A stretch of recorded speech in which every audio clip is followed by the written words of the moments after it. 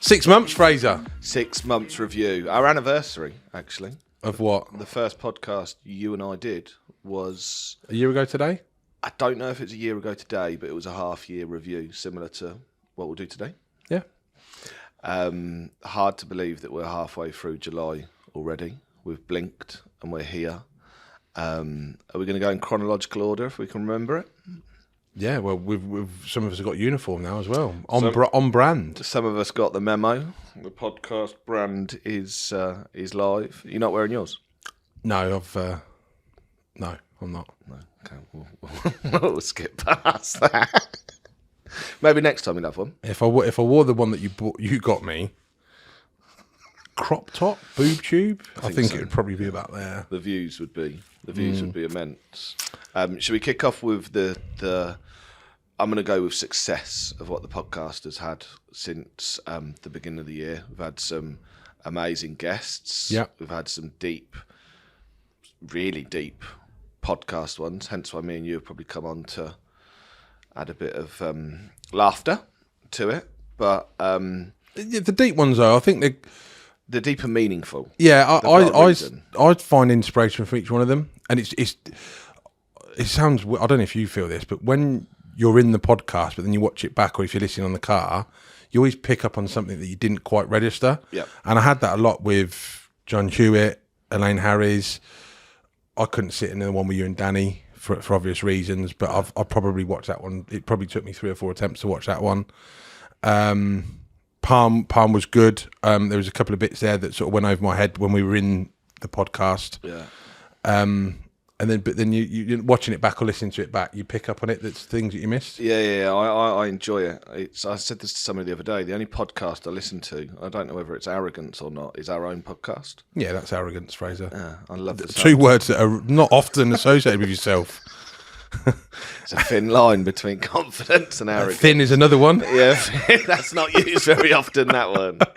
But I'm also excited about the guests for later on this year. Yep. You're going. We're taking the podcast on the road next week. On the road, yeah. You're going down to the Big Smoke. To the Big Smoke for a very special guest. I think that's going to be really good. Yeah.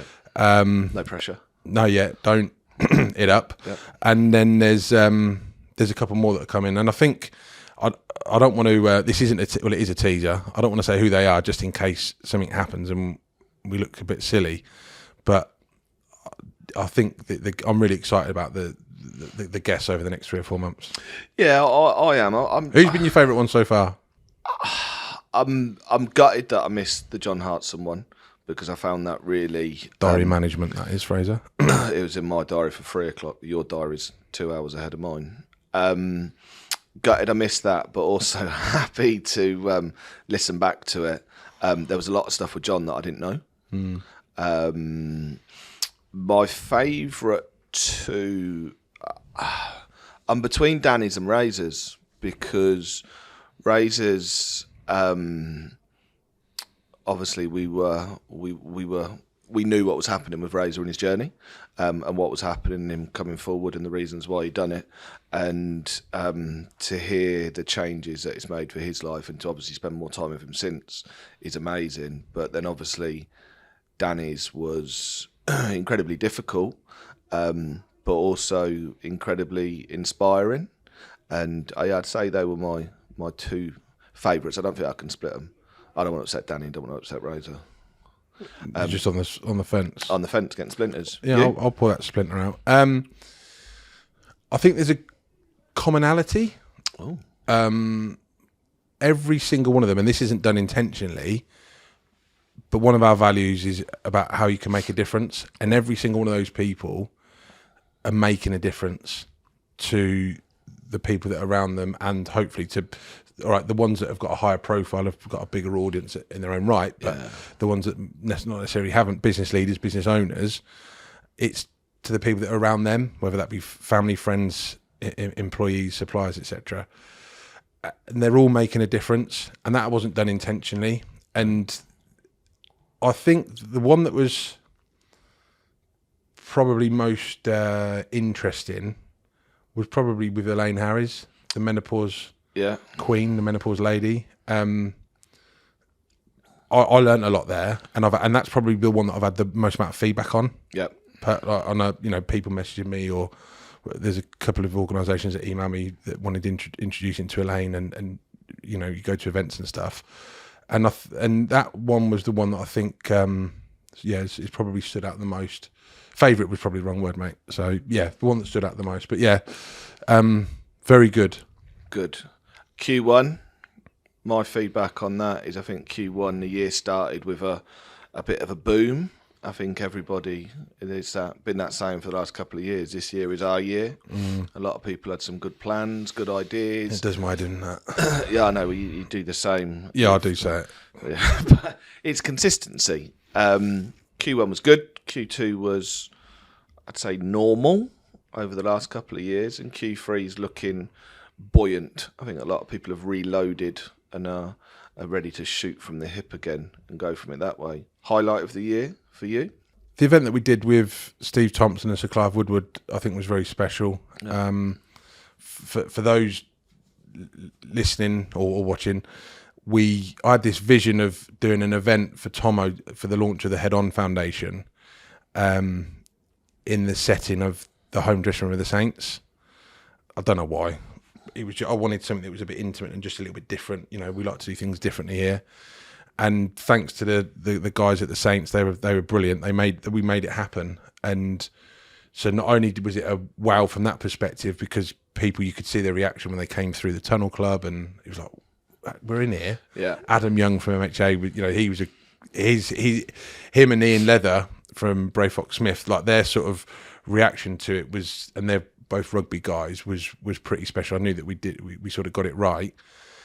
And then Sir Clive, I could listen to that guy for days. I think he's what he went through to get the success that we got in 2003, but then what he's done subsequently, and the way that he passionately describes elite level sport with business. Yeah, I find he's probably my favourite ever speaker. Really? Yeah. I'd say he was engaging. I mean, there were sort of business leaders, business owners in that room, in a small room there, but everyone. It took me back, similar to what I said on here last time, when John Harley won Lifetime Achievement. Stood at the front of the room, stood back and watched everyone. There was a time where I had to just pop out and go and do something, and I was looking through the door, and everyone. You went out for a fag? I went out to get a delivery. Okay. I had signed Legends Lunch by Stephen Tom, which looks amazing, by the way. I looked through the door, waiting for that gap to get back in because I didn't want to miss it. But everyone was just fixed on him, to listening to what he was saying. Again, I'm not a massive rugby fan, but I didn't know Sir Clive's business background was as vast as what it was. Yeah. And his knowledge on the game of rugby, wow, incredible. And the feedback that we've got for that was, out of this world. I was hoping you weren't going to say that, because that was actually my highlight of the year. My other highlight was playing golf with Razor on the MK Dons Charity Golf Day. Did you win? No. Okay. Came second on individual score and won nothing. Yeah. I'm contemplating knocking the golf on the head. No, not golf on the head. The golf days on the head, because there are a lot of bandits that operate in our areas. Yeah. Now, do you want a name and shame? No, go on. Who's the biggest bandit in golf locally? I'm going to throw Casey Kiernan out there as a bandit for the most recent golf day. Go on, what did he play off of 18? 28, I think. 28. There was Casey Kiernan. There was 3 with 28 in their team. Oh, my gosh. Best 2 scores, 109. How do you look people in the eye, Casey? Casey, yeah. Give that man a balaclava. I know, yeah. I didn't know it was that bad. It was terrible. Yeah, it was terrible. There was chorus of boos through the room. And to get up and to do that is... Which golf day was that? That was for Back Zach. I went with David Williams, IFA, as a guest. And great day, 27 holes of golf, which was nice. And 109. Best 2. Not even. Who finished second or third? I can't remember. It's just that was it. Took your breath out of you from that happening. All right. So there's probably a little trophy there. It's got to be. Biggest bandit. We'll get one of those done. I might take one to every golf day. Well, you're not going to do any more, so I've got the Saints one in August. Yeah, you won't be calling anyone a bandit there, will you, mate? I will, but I'll be in the car driving off. Do you remember during lockdown when we did the thing with Tiamat and Harrison, where it was like dinner date? Dinner date, table of 4, you got 3 guests. And he wanted to bring 5, and you're like, yeah, go on then, mate. Mate, it's on Zoom, you ain't going to do nothing. I know, but he's in France now, so I can say what I want. Is he in France? I think he's in France. I follow him on social media. He's a monster of a man, isn't he? Loves his motorbikes. Anyway, Milton Keynes Education Awards. Yeah. Finalists are now been announced. Yeah. Judging takes place in a few weeks. Yes, correct. Yeah. And not long until the big night, where it will be the inaugural Education Awards for the city. Yeah, do you know what? That was sort of like a close second on my highlight for the year, because obviously Milton Keynes never had an Education Awards. As you said, we like to do things first, shepherds, not sheep, and the feedback's been great because again we all champion and celebrate business, but that education side and what I learned from spending a lot of time in Milton Keynes, the challenges that they have over there is incredible. So yeah, I'm really looking forward to that. I went to visit Adet at Harry's Rainbow in Milton Keynes. Yep. And wow, what a charity! I know you and Lisa have done bits and pieces with them in recent years. We're going to do a lot more with them now going forward. But yeah, I mean they make a difference massively to hundreds of people's and kids' lives. I can't remember where I was. They're coming to the Education Awards. It may have been Collaborate MK when I first heard Odette speak about Harry's Rainbows, and it was sort of the same feeling I get when John Hewitt speaks, that I get a huge lump in my throat and sort of have to compose myself. And I went up to her straight afterwards and just said, look, that's what you guys do is amazing. And I think that was a little while ago, but yeah, been to just while I remember. Yeah, go on. I've got a box of flyers, and they're going to be inserted into the August edition. Just remembered that. Yeah, so can you take that get that to the courier to the mailing house for me, please? If I'll forget otherwise. They've been sat in my car for the last week. If anybody listens to this, just send me a reminder before the before the end of the month. But yeah, the way that charity was born is incredible. The difference that they've made is immense, but also when you get time to speak to Odette, the passion and the drive that lady has, incredible. So one of the things they've done really well is the team challenges. Yeah. In fact, we need to get her on to talk about them specifically, so we'll do that. But before we move on, her and the mayor of Milton Keynes have signed up to do the MKEA Marathon in March. I purposefully ignored that email. Why? You shouldn't ignore. I read marathon and thought Snickers. It wasn't a Snickers. And for the younger audience, half marathon. Man, I don't think I've got it in my locker. Yeah, but we just attempt it. Come on. When is it? March. I'll check my diary and see. No, I've checked it. It's fine. Is it free? Yeah. Okay.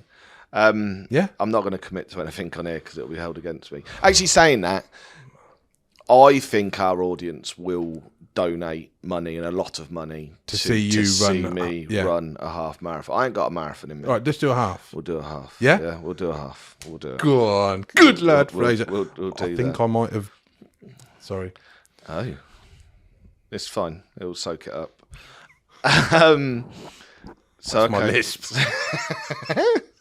So we've got the MK. Obviously, entries closed. Judging next week. Talking of mayors, I spoke with. You had one last week in a golf day. Did I play golf last week? No, I didn't play golf last week. No, I caught up with the last mayor of Milton Keynes, Amanda Marlow. yesterday. One of our judges for the Milton Keynes Education Awards. Massively looking forward to that. I'm on holiday on the judging day. Shock horror. So she's looking forward. You are? Yeah. So she's looking forward to seeing. There's a surprise. What is it? Is holiday number 4? Possibly. Who authorised your holiday for the day of the... Not that you need to be there, but yeah, anyway, I'll look after her and the other judges. Good.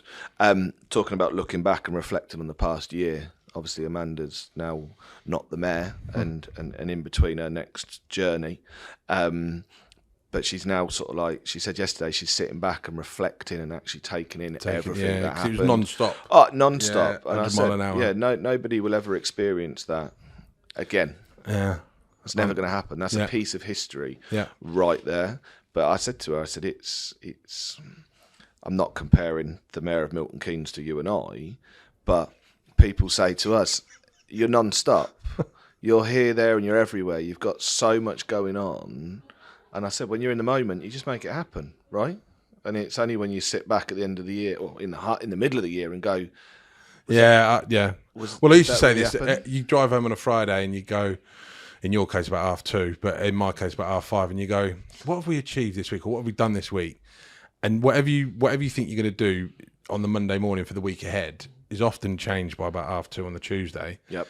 And then you look back and you go, that. And to be fair, sometimes I don't even know everything now. It's not until maybe the Monday when we have our team meetings that we realise other stuff that's gone on. But one of the things that we're going to talk about I don't know if it'll be the next episode of the podcast, but in the coming weeks is going to be around inclusivity and diversity. Yep. Because I think it's an interesting topic, which a bit like ESG and sustainability, there's that vocabulary and that definition. And in fact, any people that are listening to this, if you want to be on that podcast, I'd love you to come on, because we need to probably get a panel of, well, I say panel, we probably need to have 4 or 5 of us on there and have a discussion about it, because when I talk to people about it, it's one of those topics that I think there's a lack of education around it. Yep, Tom Cliff nailed that when I saw him present a few weeks ago about that. But I haven't seen anybody else talk about inclusivity and diversity the way he did, and he sort of broke it up really well. And then I think that'll be followed on in terms of about hybrid working, team, getting the best out of the team. Who would have thought that we'd be sat here now having a hybrid model where our team get to choose where they work from on a Wednesday and a Friday? Not the whole team, but... What? Why not? I said not the whole team. Why not the whole team? Well, I can't work from home on a Wednesday or a Friday. Why? Because I can't do this for you. You work from home every Friday. Well, sorry. No. If it's 25 degrees or higher, you will. Yeah, correct. And only after lunchtime. And that is exactly why working from home should never be a thing. I don't take the piss, Ben. I do it only in the afternoon. Get my work done in the morning, relax. Talking of vocabulary... Well, imagine if you did the same amount of work in the afternoon as you did in the morning. I know, it'd be amazing. Productivity. I know. Talking of vocabulary, because there's another a highlight, I would say, the ESG roundtable we did with MHA. When Adrian Price kicked that off with vocabulary, I was like, where's this going? Yeah. Because it was my lack of understanding. Yeah. And then when he went into it, phenomenal. Yeah. Because people think they are, I pronounced it correctly, think they are... It's a TH, not an F. A PH. They think they're doing it properly, but they're missing certain parts out because they're only focusing on one part. And I think that vocabulary will cross over into the inclusion. Definitely. I mean, you think they're all in their own right champions of ESG, sustainability. There was a couple of other words I hadn't come across before either.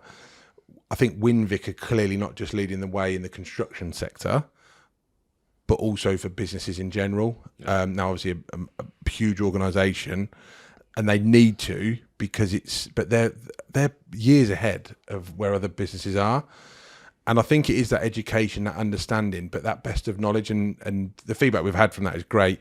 I'd highly recommend the report that we've put together is very good, quite extensive, and the report is bringing the best of that event together and saying to people, look, this is what we've taken from these 8-9 businesses. 9, I think. Who are already leading the way in their own right, and here's the reasons why they are. Can this inspire you and your businesses to make a difference going forward in how your business operates within the environment?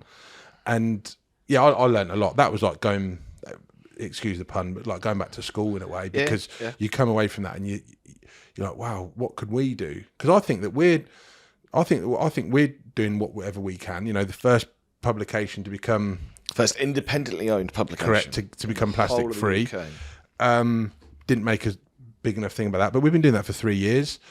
And we've done stuff in the office. I mean, our landlord's great because of what they've done with the lighting and stuff. But what else can we do? And we've taken away 2 or 3 real good golden nuggets from that, which we'll implement in our business. But how can we spread the word? So yeah, ESG's up there as well. With that ESG roundtable event is up there with a highlight for this year. And the next one is in September. Is it recruitment or is it technology? I think it's recruitment. Technology is December. Yeah. So yeah, that's going to be a really good one. And MHA partner with us on that. And yeah, they've done a great job. Rachel Nutt is, I think, leading the way from a professional services perspective with ESG. She, a bit like Winvic, is ahead of the time in terms of that advice, and because people don't know what to do. The guy from Winvic made a really valid point around, putting solar panels on your roof doesn't necessarily mean to say that's better for the environment because of the carbon imprint, etc. Impact that has. And I would never have thought of that, and yet it's actually quite simple and straightforward. Yeah, I think there's so many things that people look at, and it's interestingly on the ESG was the cost versus the impact that people see. Solar panels, I'm going to save money on my electric, etc., but it's that impact you're having. Same as electric cars, the batteries that are being made aren't. Where are they going? Yeah, where are they going? Are they? We're at the beginning of something quite. Well, it's already very, very important, but in terms of which direction we go in now, I think we're at a bit of a crossroads with it. Yeah, there's similarities. If you take MHA and Winvic, the people at the top of the tree all believe in their vision and their what the future looks like within their business, and that is going all the way through the not corporations, but all the way through both the businesses. So they believe it, and I think it's so much easier believing it and living it. Yeah, they are. They're in it. People, planet, profit. I think that was the three P's. You like your P's, don't I like you, my mate? P's, yeah. People, planet, profit. And I think that's really underlined it quite well. Look after your people, we'll look after the profit. And if you do that, then you'll make your profit. And I thought that was quite good. So, do you want to do that bit again? Look after the planet, which will look after the people, and the people will look after the profit. You had 2 profits. No, look after. Did I? Oh, sorry. Yeah. Look after the people. They'll look after the planet, and then we'll look after the profit. What is it then? If you look after the planet will look after the people, and then the people will look after the profit. Because the planet can't look after the profit. Listen, it's 3 P's, mate. People, planet, profit. Whatever order you 5 want. 5 P's for you. Yeah. Right. Entries for the Northamptonshire Education Awards and the Northamptonshire Business Excellence Awards. Yep. Got a couple of weeks left. Yep. Give me 3 reasons why somebody should enter either one of them. Recognition within the county on the biggest platform and award ceremonies. The second reason is the independent scoring process, and which leads on to the trust mark of what we've got. We're not picking our winners. I say this each year. Our sponsors aren't picking our winners. It's independently judged, so you're being judged on the performance of your school/business. They're a great night out. I knew you were going to say that would be my first. I was fighting it. I really was fighting it. But if you look at the Business Awards last year to what I don't know what we're going to do this year, but there'll probably be unicorns, indoor fireworks, and all sorts, because we've set that bar. And unicorns. What, are you backing Ibiza? Probably, yeah. Will Rob Beckett be a better host than Paddy McGuinness? There's one for you, Rob. Will you be better than Paddy? Paddy was good. Paddy was really good. Yeah. So yeah, no pressure, Rob. Right, on that note, happy anniversary. Happy anniversary. Give you a kiss later. Yeah, there you go. Look at me then. Look you in the eye when I kiss. This is making me really uncomfortable. I signed up for a half marathon and an eye kiss. There you go. Ooh. Yeah, I know. Yeah, keep that one. Thank you for listening. Keep engaging with us, which motivates us to keep doing these and please do. Means the world. Cheers, mate. Thank you, buddy.